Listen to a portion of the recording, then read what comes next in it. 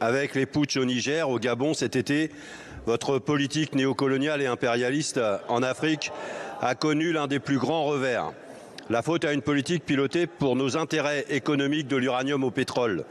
De même, ce même fait colonial qui est dénoncé dans nos outre-mer, qui vivent la persistance de cette mentalité dans des territoires exploités uniquement pour leurs ressources naturelles sans égard pour la souffrance des populations, au risque d'une explosion sociale que vous ne saurez pas voir venir.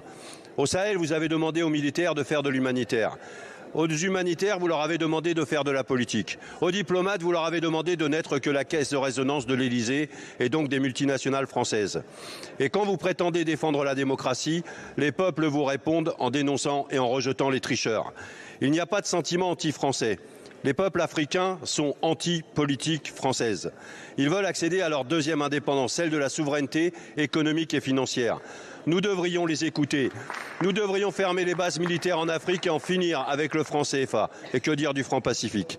Au lieu de cela, vous continuez à exiger des sanctions internationales qui étouffent les peuples et renforcent l'image d'une politique française aveugle aux besoins des peuples. Vous avez même exigé la fin de la coopération culturelle avec tous les artistes maliens, burkinabés et nigériens et bloqué l'obtention des visas pour les étudiants ressortissants de ces États. En appliquant ces injustes sanctions collectives, vous vous en prenez aux puissants vecteurs de paix que sont les coopérations culturelles et intellectuelles.